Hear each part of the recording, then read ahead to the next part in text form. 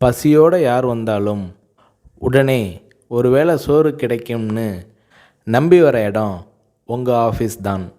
பசி பட்டினின்னு கிடந்து வந்த ஆள் இதை பண்ணுறாருனா சரி.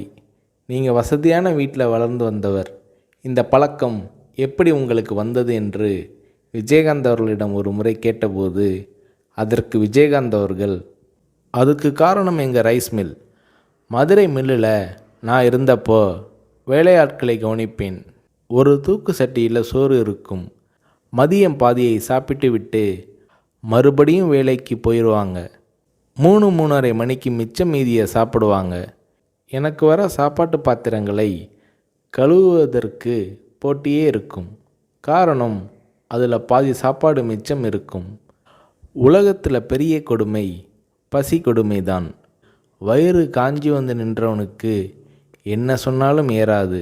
தவிர பெரியவங்க சொல்லுவாங்க, மனுஷனுக்கு எது கொடுத்தாலும் எவ்வளவு கொடுத்தாலும் பத்தாது, வேணும் வேணும் என்று தான் கேட்பான்.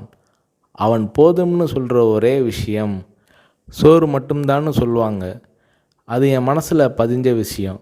என்னால் கொடுக்க முடியுது, செய்கிறேன். நான் சம்பாதிக்கிறது மக்கள் காசு. என் உழைப்புக்கு அதிகமாகவே ஊதியம் தராங்க.